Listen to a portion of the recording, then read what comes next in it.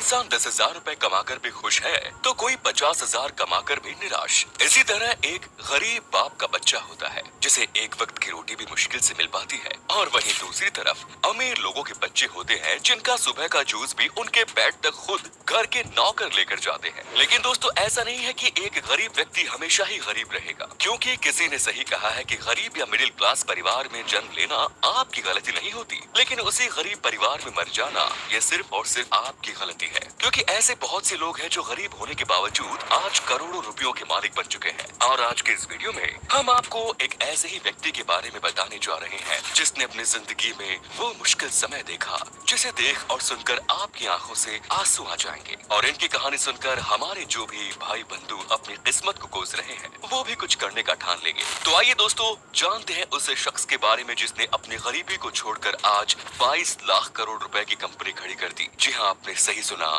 22 लाख करोड़। दोस्तों, कुछ लोग अपनी विरासत में धन दौलत जमीन प्राप्त करके अमीर बन जाते हैं, और कुछ लोग होते हैं जो फर्श से अर्श तक जाने के लिए कड़ी मेहनत करके खुद को एक सफल इंसान बना लेते हैं। उन्हीं में मेहनती लोगों में से एक थे लुइस विटॉन। जी हाँ, ये वही नाम है जिसका जिक्र दुनिया के सबसे महंगी लग्जरी ब्रांड में किया जाता है। चलिए आसान भाषा में आपको बताते हैं। दरअसल दोस्तों, लुइस विटॉन कंपनी, जो कि आज दुनिया भर में अपने बैग और लगेज के लिए दुनिया भर में चर्चित है, इसको खुद लुइस विटॉन ने अपनी मेहनत और हुनर के दम पर खड़ा किया। और आज के इस वीडियो में हम आपको इन्हीं की जीवन गाथा के बारे में बताने जा रहे हैं। दोस्तों, जैसा कि हमने आपको बताया, आज के समय में इस कंपनी की वैल्यू 22 लाख करोड़ है। लेकिन इस कंपनी की नींव रखने वाले व्यक्ति खुद लुई विटॉन के पास बचपन में खुद का सर ढकने के लिए छत भी नहीं हुआ करती थी। जी हाँ दोस्तों, इन्होंने जो भी किया खुद के दम पर किया। लेकिन कुछ लोग होते हैं जो सिर्फ कामयाब लोगों की सिर्फ कामयाबी देखते हैं। उन्होंने उस कामयाबी तक पहुँचने के लिए कितनी मेहनत की, कितना कुछ खोया, वो सिर्फ वही जानता है। अब ऐसे ही हर कामयाब शख्स की तरह ही लुइस विटॉन ने भी संघर्ष किया। तो चलिए इनके बारे में जानने के लिए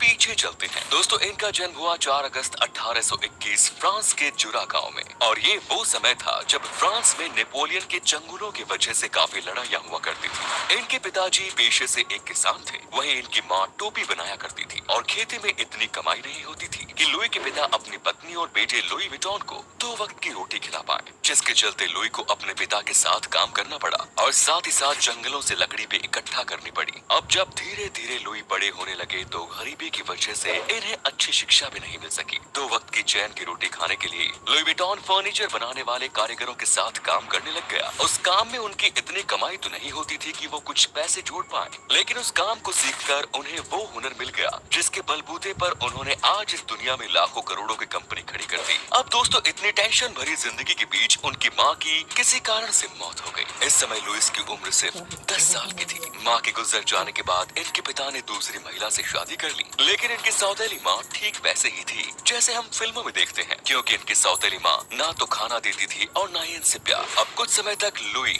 ये सब सहते रहे, लेकिन 13 साल की उम्र में ये बच्चा पैदल 400 किलोमीटर चलकर पेरिस पहुँच गया। एक नए शहर में ना तो इनका कोई जानता था और न इनके पास कोई पैसे थे। लेकिन पेरिस में कुछ दिन रहने के बाद इनकी किस्मत थोड़ी बदल गई, या फिर यूं कहें कि किस्मत मेहरबान हो गई, क्योंकि इन्हें एक आर्टिस्ट और कारीगर की नौकरी मिल गई, जहां पर इन्होंने पत्थर, मेटल और लकड़ी का काम सीखना शुरू किया। काम तो ये पहले से जानते थे क्योंकि इन्होंने बचपन में काम किया हुआ था, लेकिन इस नौकरी के बावजूद भी ये कंबल ओढ़कर लकड़ी के ऊपर सोया करते थे। लेकिन दोस्तों, कहते हैं ना कि बुरा वक्त हमेशा नहीं रहता, तो ठीक इसी तरह इनका समय भी बदलने वाला था। दरअसल हुआ कुछ यूं कि इंडस्ट्रियल रिवॉल्यूशन के चलते पेरिस में ट्रेन की शुरुआत हो चुकी थी। जहां पहले लोग पानी जहाज के जरिए ट्रैवल किया करते थे, अब पेरिस में लोग ट्रेन से सफर करने लगे। लेकिन इस समय यात्रियों को एक प्रॉब्लम अभी भी होती थी, और वो थी यात्रियों के सामान को लेके जाने की, क्योंकि लोग अपने साथ फर्नीचर, पेंटिंग, कपड़े और अन्य चीज लेके ट्रैवल किया करते थे। अब इस प्रॉब्लम को वहाँ के कारीगरों ने समझ लिया, और लोगों की समस्या का हल निकालने के लिए कारीगरों ने बड़े बड़े लकड़ी के बॉक्स बनाना शुरू कर दिया। और इस समय लुई को अपने लिए भी अच्छा मौका दिखा, क्योंकि लुई लकड़ी का काम ठीक से जानते थे। शायद ऊपर वाले ने इनकी मेहनत पे नजर मारी होगी,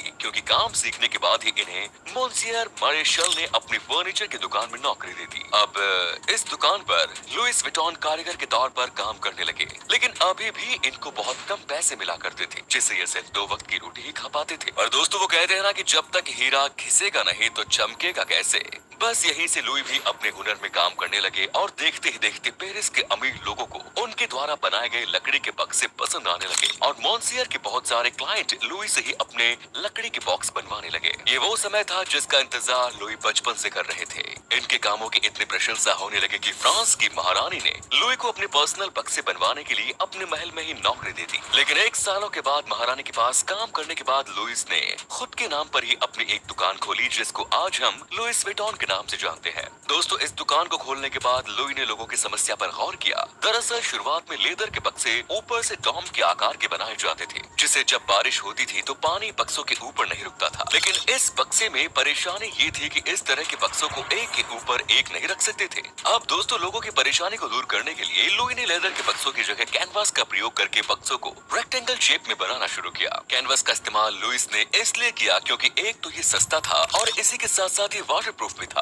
आपको बता दें कि लुइस के इस आइडिया ने उस समय बॉक्सेस के इंडस्ट्री में क्रांति ला दी। अब कैनवास का इस्तेमाल करके लुइस ने बक्सों को रेगुलर यानी कि रेक्टेंगल प्लेन शेप के आकार में बनाना शुरू किया और इससे लोगों को फायदा ये हुआ कि लोग अपने बक्सों को एक के ऊपर एक रख सकते थे। इसके अलावा ये बक्से देखने में भी काफी शानदार लगते थे। यहाँ से लुइस का वक्त बदलने लगा। अब उनके पास रहने को घर में दुकान, पैसे, बीवी, बच्चे भी थे जो कि सुख भरी जिंदगी जी रहे थे। लेकिन दोस्तों, कहते हैं ना कि हर कामयाब इंसान जो गरीबी से निकला होता है उससे और भी ज्यादा कामयाब होने का मन करता है। आपकी जानकारी के लिए बता दें कि 1856 में लुइस विटॉन की दुकान को पेरिस का हर व्यक्ति जानने लगा क्योंकि इनके द्वारा बनाए गए बक्से काफी सुंदर और टिकाऊ हुआ करते थे। अब दोबारा से लुई के दिमाग में आइडिया आया और फिर इन्होंने हैंडबैग बनाना भी शुरू किया। लेकिन लोग अपने साथ उस समय बैग लेके जाना पसंद नहीं किया करते थे, पर पेरिस की महिलाओं को लुइस का ये आइडिया बहुत पसंद आया और महिलाएं अपने कपड़ों के साथ हैंडबैग को मैच करके पहनने लगी। दोस्तों, आपने पहले के जमाने में बक्सों में लॉक लगा हुआ देखा होगा और आपकी जानकारी के लिए बता दें कि ये लॉक लगाने का आइडिया लुइस विटॉन को उनके बेटे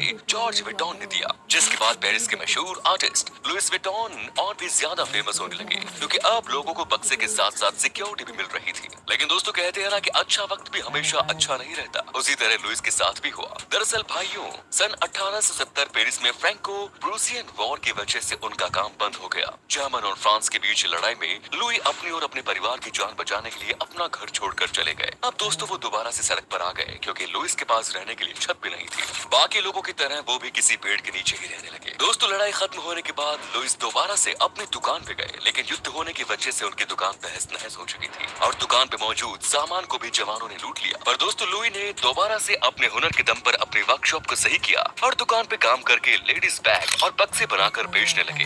युद्ध होने की वजह से जमीन के रेट काफी कम हो गए, इसीलिए उनके पास जो कुछ भी पैसे थे उससे उन्होंने शहर के अंदर एक दुकान खरीद ली। अब दोबारा से इन्होंने अपनी मेहनत और हुनर से 6 महीने में ही अपनी दुकान चला दी। दुकान को वापस से अच्छे से चलाने के बाद इन्होंने अपने बनाए हुए बैग और बक्सों पर टेक्नोलॉजी का इस्तेमाल करके नए नए पैटर्न्स को डिजाइन करने लगे। उन्होंने अपने कॉम्पिटिटर्स को पीछे कर दिया। अब लुइस विटॉन को पेरिस का हर शख्स जानने लगा। अपनी मेहनत और हुनर से ही उन्होंने 1885 में लंदन की ऑक्सफोर्ड स्ट्रीट में भी एक अपनी दुकान खोल दी। दोस्तों, लुइस विटॉन के नए डिजाइन ने मार्केट में तहलका मचा दिया। लुइस विटॉन के प्रोडक्ट्स को पेरिस के साथ बाकी देशों के लोग भी पसंद करने लगे। दुनिया भर में इनके द्वारा बनाए गए बक्सों और बैग को पसंद किया जाने लगा और उस समय ये इकलौता ऐसा ब्रांड था जो अपने देश के अलावा भी बाकी देशों में अपने प्रोडक्ट्स को बेचा करते थे। यकीन मानिए, ये वो दौर था जब दुनिया के हर रईस इंसान के घर में लुइस विटॉन का बैग और बक्सा हुआ करता था। अब अपनी कंपनी के द्वारा बनाए गए सामान को दुनिया के कोने कोने में बेचने के लिए उन्होंने 1892 में एक कैटलॉग बनवाने का फैसला किया ताकि उनका प्रचार देखकर और भी लोग उनके प्रोडक्ट्स को खरीदें।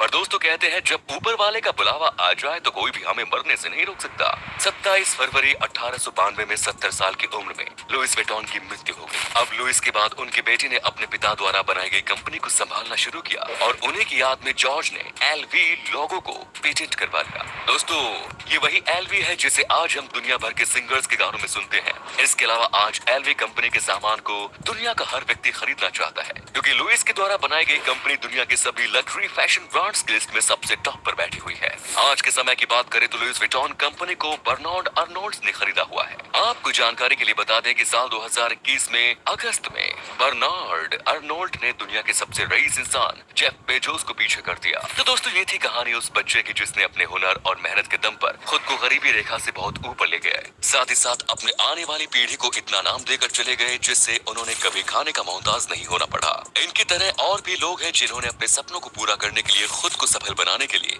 जिंदगी में आने वाली हर मुश्किल घड़ी को पार किया। तो दोस्तों आज की वीडियो में इतना ही। वीडियो पसंद आया हो तो इसे